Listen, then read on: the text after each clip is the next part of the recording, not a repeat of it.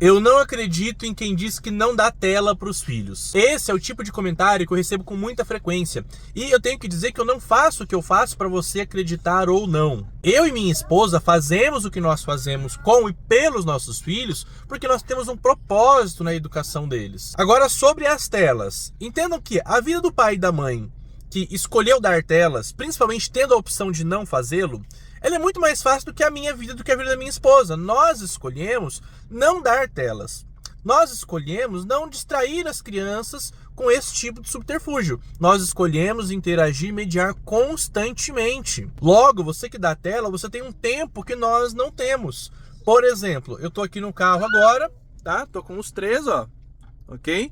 E podia muito bem, né? Tá um tablet na mão deles, um celular, uma tela do carro aqui, ou qualquer coisa que fosse distrair essas crianças. Mas não, constantemente tem alguém, ou eu, ou a minha esposa, ou conversando, ou mediando, ou observando, ou fazendo com que a criança lide com o seu tédio. Porque tem gente que diz assim, e se eu não der tela, se eu não der televisão, celular, como que eu faço um arroz, como que eu limpo a casa? Gente, da mesma forma que nós. Quando nós não podemos mediar, a criança vai lidar com o tédio. Então, um dos grandes problemas, inclusive, da geração atual de adolescentes não sabem lidar com o tédio.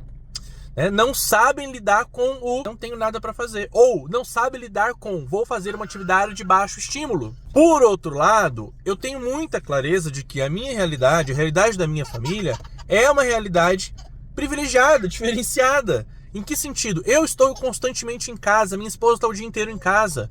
Os dois estão em casa. Minha esposa está dedicada 100% ao lar e eu trabalho de casa. Meu escritório é dentro da minha casa. Então é óbvio que isso facilita a nossa vida nesse processo de mediação com as crianças e na hora de não dar telas. Mas eu preciso dizer que você que é mãe, principalmente às vezes mãe solo, ou mãe que está em casa, mas o pai está fora o dia todo, ou ambos estão fora o dia todo e divide esse tempo com a escola, vocês precisam entender que vocês, mais do que eu, vocês são as pessoas que mais precisariam não dar telas.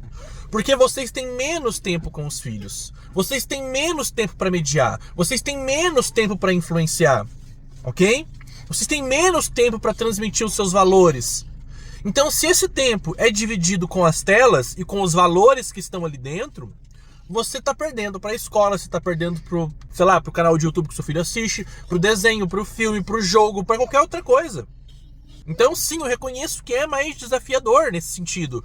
Ao mesmo tempo, quem mais precisaria desse tipo de atitude é você que está dando tela. E do ponto de vista técnico, entendam que se você pegar as duas principais pesquisas que falam sobre o uso de telas e o impacto na vida e na formação da criança, o Manual para uso de telas da Sociedade Brasileira de Pediatria e o Manual para uso de telas da Sociedade Americana de Pediatria, os dois links das duas pesquisas estão na minha bio, um em inglês, ok? E eu sempre cito essas duas porque qualquer pesquisa acadêmica que você pegar dos últimos 15 anos vai ter como fonte essas duas pesquisas. Então eu prefiro a pesquisa central, a pesquisa de origem, ok? O que eu quero dizer é que há um bom tempo já está muito claro pela ciência cognitiva, já está muito claro pela neurociência que o uso de telas, a criança que faz ali 40 minutos de uso de telas, primeiro de tudo, né? Esses manuais deixam claro, antes dos 2, 3 anos, 0 telas, ok? E eu prefiro as orientações da Sociedade Americana de Pediatria, que deixam claro que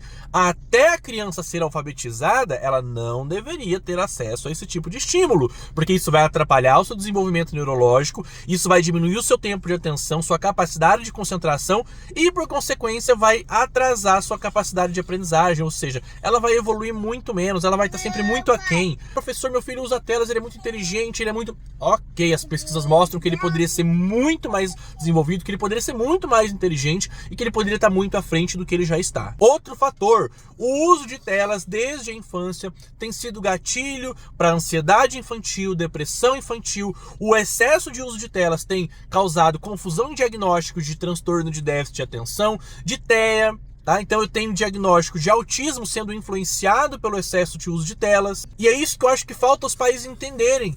Não é por modinha, não. É lógico que eu, enquanto pai, tenho meu propósito com meu filho, mas eu, enquanto profissional da educação, eu bato nisso porque eu lido há muito tempo, há 15 anos, com as consequências desse problema.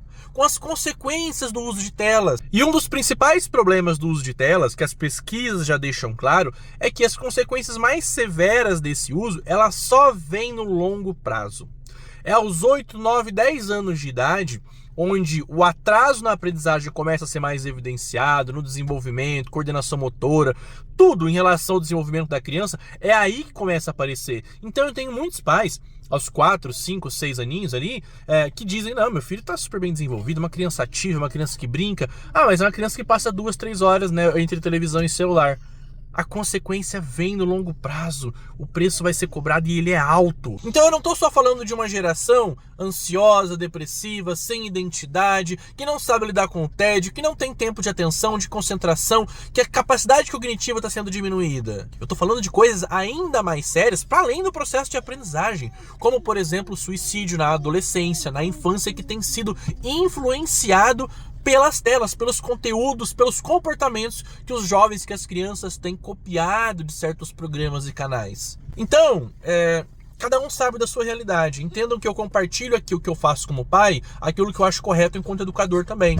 Eu busco ser bastante coerente em relação a isso. Mas cada um sabe da sua escolha. Não é porque tá difícil para você que a tela vai deixar de fazer mal para os seus filhos. Difícil, ok, dá a tela, faz, cada um sabe, né, até onde o calo aperta, onde a água bate ali, mas a consequência vem do mesmo jeito. Sendo fácil ou sendo difícil, a consequência vem do mesmo jeito. Minha dica, faça o melhor para manter os seus filhos longe das telas. Faça o melhor, ok? Não sendo possível, dê o menor tempo possível. Não dê todo dia, não permita todo dia, estabeleça uma rotina, porque a consequência vem.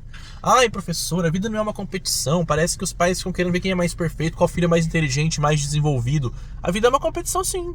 Tá? Eles vão competir no mercado de trabalho depois, eles vão competir numa vaga na universidade para quem quer, os empreendedores, né, concorrem todos os dias. A vida é uma competição, sim, gente, tá bom? A vida é uma competição. E o que muitos pais não estão entendendo é que vocês estão aleijando os filhos de vocês quando entregam um aparelhinho na mão deles para poder descansar. É justo? Poxa, eu acho que às vezes você tá cansado, a tua rotina não é fácil, mas a consequência vem do mesmo jeito, tá?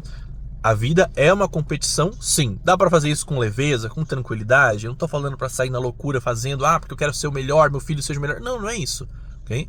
Mas o básico. O básico hoje já é senso comum. As telas causam um mal muitas vezes irreversível. Cuidado.